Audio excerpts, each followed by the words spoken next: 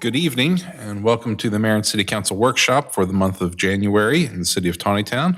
Begin with our pledge to the flag. I'll ask Councilwoman Foster to lead us in that pledge.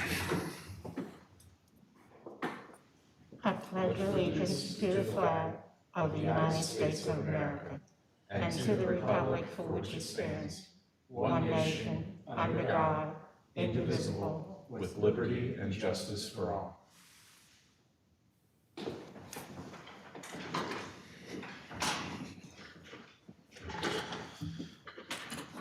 Let the records reflect those who are present this evening.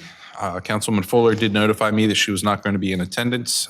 She is watching the meeting take place, and hopefully we'll see her maybe virtually on Monday. Also, just a couple quick things for everyone watching and those watching in the future. The City of Taneytown has gone back to a mask requirement in city buildings. If you will be visiting any of our city facilities, being City Hall, the Annex, or the Police Department, please be sure to wear a mask.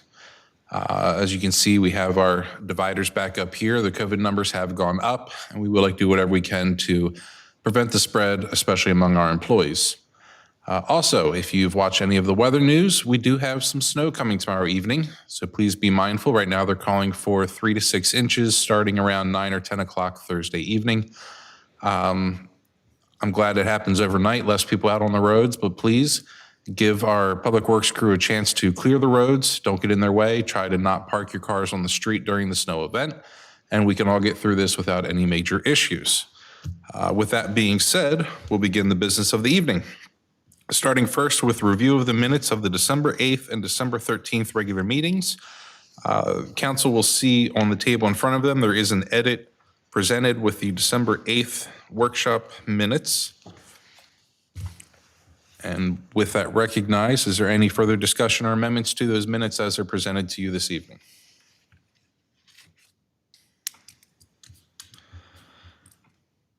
All right, with no discussion, I'll ask for your approval on Monday evening. I'll now ask the council if they have any conflicts of interest of anything on the agenda this evening. No, sir. All right. No one is conflicted. We'll move on. I'll ask the public in attendance if they have any comment pertaining to non-agenda items. As long as it's not listed on this page, I'll be happy to hear about it at this time.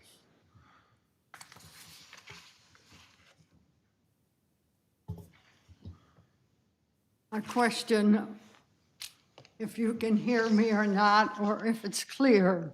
I can hear you. Thank you. Okay. Well, I've been bugging the council about setting up a nonprofit foundation, and I've changed my mind. I went on a trip and talked to some other people, and I'm going to come at it from a totally different direction. My thought right now is to set up a nonprofit foundation myself. The purpose of this foundation would be to find the money to preserve the historic buildings in downtown Taneytown. And I would raise the money myself. And so that's the change I've made. If it'll be successful, I don't know. I certainly hope it would be. But it would run in tandem with what the council does. I never want to work in opposition to what you're trying to do. My total objective is to preserve these very good buildings and to preserve our history. So thank you for listening. All right. Thank you, Ms. Cook. Any other comments from the gallery? All right, if nothing else, we'll move into our resolutions, ordinances, and agreements. Up for adoption Monday evening, we will have Resolution 2022-01. This is our monthly water allocation for the month of January. Is there any discussion from council on the resolution? Yes, Mr. Mayor. Go ahead. Mayor On Pro Tem. Exhibit A, the water allocation plan numbers, as you know, every month I go through I do all the numbers and the adding and the subtracting longhand. I believe there is a mistake. I mean, I double checked it with the calculator. I could be mistaken, but the remaining GPD should be 29,335, not 28,335. And I checked it over with the calculator. I could still very well be mistaken, but I believe there's an error. You are correct. That's a typo. On my worksheet, it is 29,335. Okay. I apologize for that. We'll get the corrected one in for signature for Monday night. Thank you very much, Jim. That's all, Mr. Mayor. Thank you. All right, thank you, Mayor Pro Tem. Any other discussion on the resolution from council?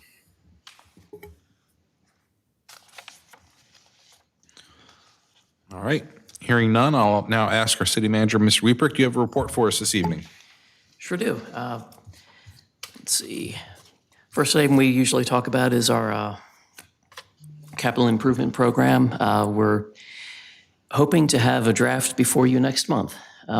We've been spending a lot of time focusing on the ARPA-funded projects, and that has kind of driven the public works end of things to really update and re-examine our capital improvement program for public works projects. And Lorena has been working with the Parks and Rec Advisory Board to update the parks list, and those are the two largest components of the capital improvement program. So we are working to, for those of you who have been around for a while and have seen previous capital improvement programs, we're working to put together the little narratives and justification for each project. I think everyone here has probably seen a spreadsheet summary chart of the projects. So we're kind of trying to put the meat on the bones for it, and hoping to get that before you next month. And as you know, it's been a very long time since we've had a capital improvement program that was formally adopted. Not really a lot of update on the Stool annexation.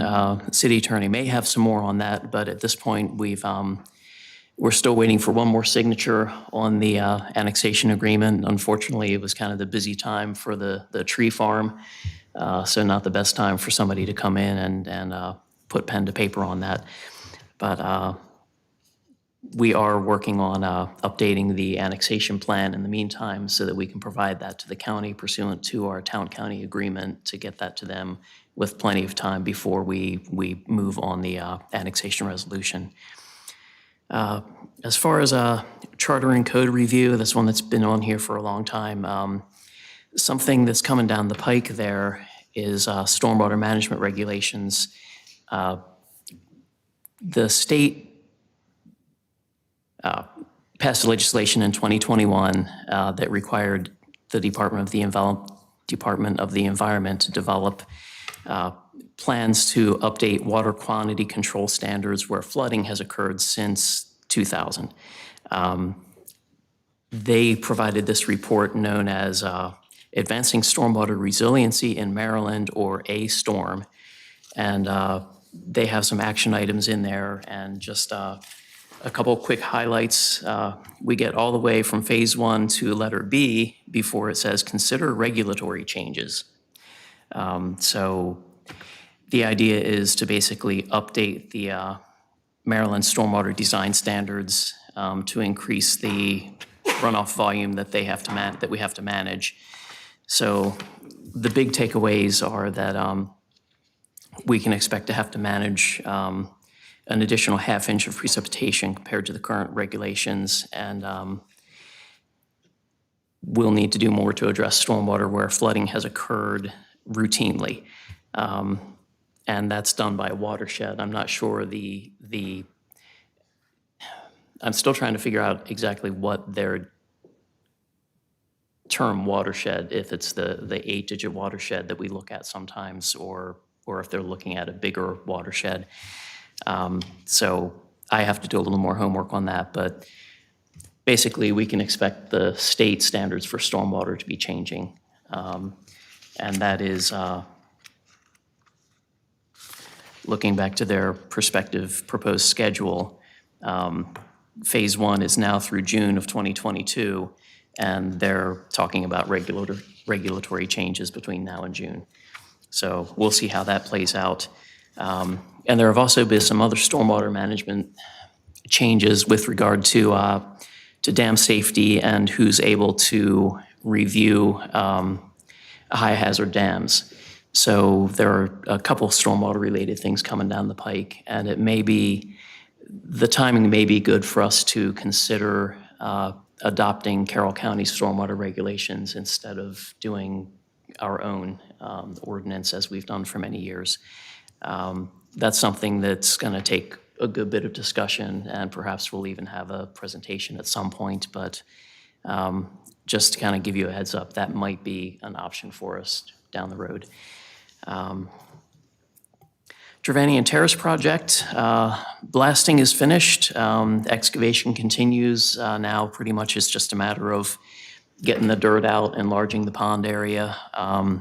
There does still need to be some work on the diversion structure next to Kings Drive. Some of the concrete was poured. Actually, they poured more, made a wall taller than it was supposed to be. So that's going to need some revision. But the work shouldn't impact the roadway or the sidewalk now that we finally have that. Well, it's been back in place for a couple months now, so the school kids going to the middle school don't have to walk in the driveway anymore. So we don't want to disrupt that again. And this work on the diversion structure should not have to affect the roadway or the sidewalk, so that's fortunate. Let's see. Nothing really to report on COVID. We're just kind of dealing with things as it comes up, as evidenced by the plastic shields and so on.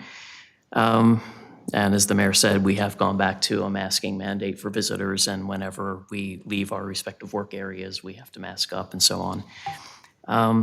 Lastly, the Meadowbrook Interceptor bids were opened on the 17th, and CDM Smith's recommendation letters are included back with the Public Works portion in your packet, so we'll get to that later on the agenda. Last thing, well, two things. I mentioned the well 16 pump last month. Turned out the pump was bad. We were fortunately able to source a new pump, a comparable pump, within a day or so. So the well was only down for about 2 days. So disappointing that the pump had to be replaced, but we were very fortunate that we basically found one in stock that we could quickly obtain and get installed. Do we know what the life was on that pump? How long it was in service? I believe that was the original pump, but I will follow up with DPW and Okay. and They let you know for didn't sure express Monday. any concern that that it had a shorter life or anything? DPW? No. No, Okay. but I will find out for Monday. Okay. Alrighty. And at the Stumptown Road property, the future Festival Park property, the derelict farmhouse demolition is underway. So I haven't seen the last day's progress, so it may be down to about the foundation at this point, but we were able to close the septic system with the health department present on December 23rd, and the contractor mobilized and was on site Tuesday to start work. So that is ongoing, so that will be one less hazardous location for the city to deal with. And that's about it for me. All right. Any questions for the city manager on his report or the departmental reports? Mr. Mayor? Mayor Pro Tem? Thank you. I have two brief questions as it relates to the A-storm. First, you'd mentioned that we might consider adopting the county's stormwater standards, and I'm just wondering if there is what the benefit to that would be.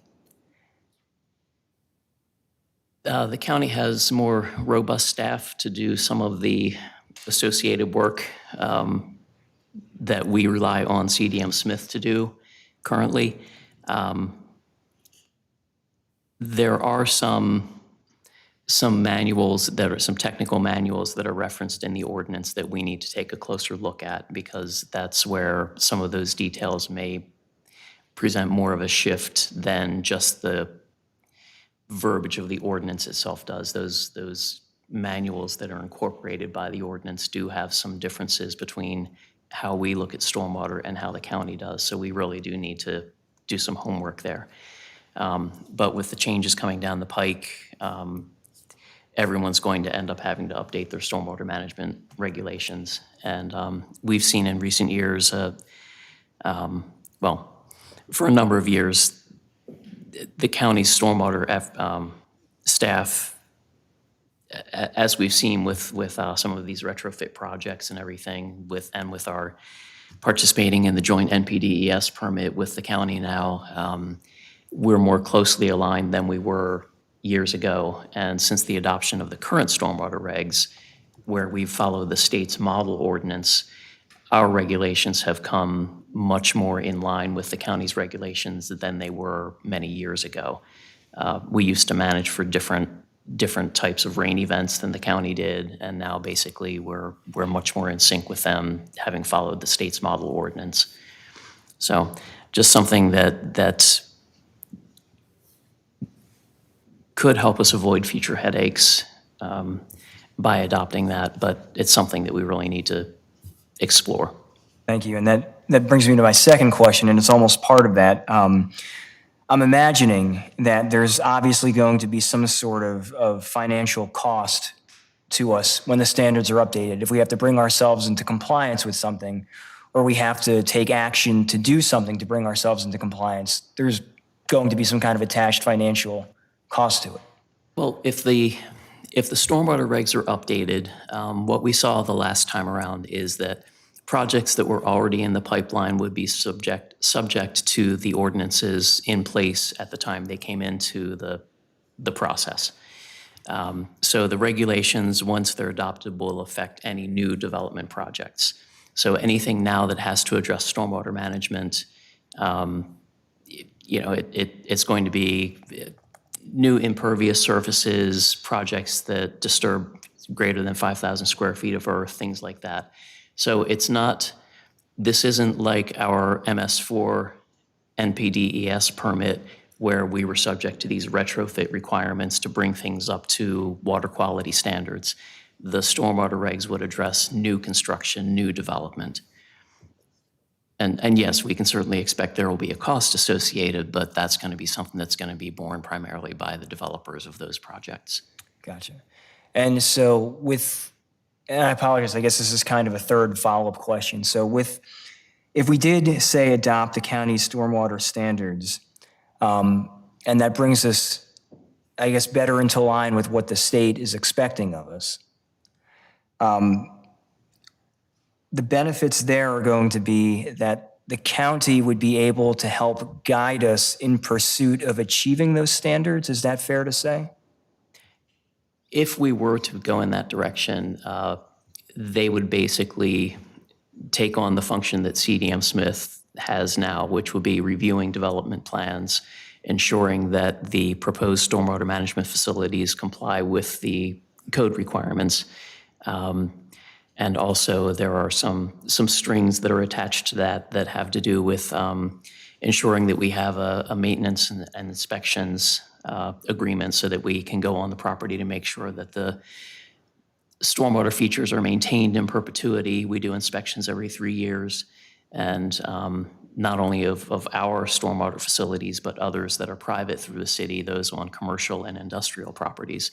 So we still have to inspect those. So part of the stormwater ordinance includes things like getting as-built construction drawings, getting a maintenance and inspection agreement, and also having, I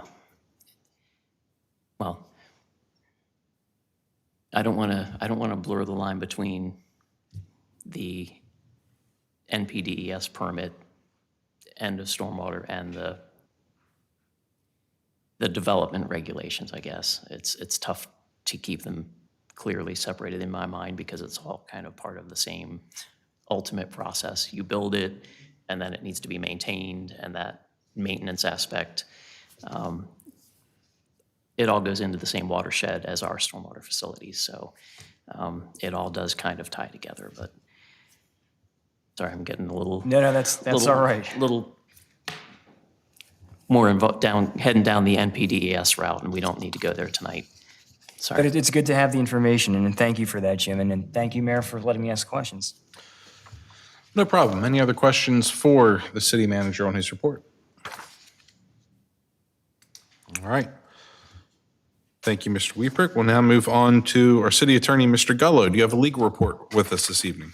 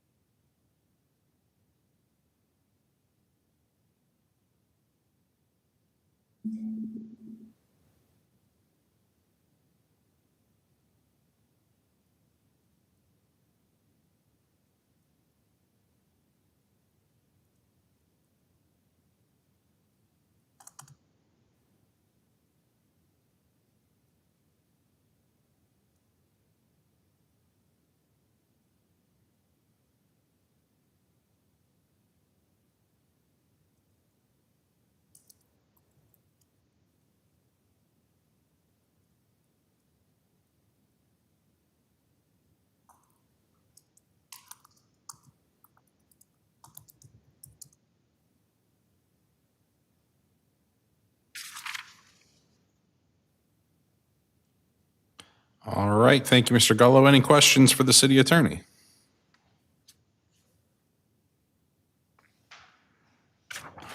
All right, with no questions, thank you for your report. Up next on the agenda, under old business, as promised, Community Village is here again. I'm going to keep putting it on there until we do finally come to a decision, but I'm mainly curious if everyone has taken the opportunity to read through the Community Village ordinance as it stands, and then also the additional information that Mr. Weeprick sent out to everybody. Do we feel comfortable that we want to discuss this at length in February in a retreat-type fashion along with ARPA? How does that make you feel? I'd be quite amenable to that. Okay, so then what I'll be looking for Monday evening is look through your calendars prior to and figure out which of the 4 Saturdays in February you would like to sacrifice to spend time with the rest of us. So hopefully Monday evening we can come to a consensus on that, and then we'll have ourselves a little retreat. We haven't had one for a couple years now.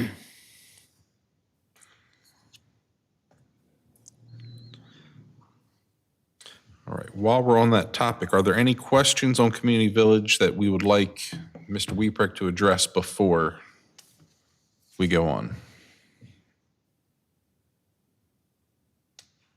Okay. Sounds good. Moving into new business, we have our monthly financial report presented to you. Are there any questions from the council on that report?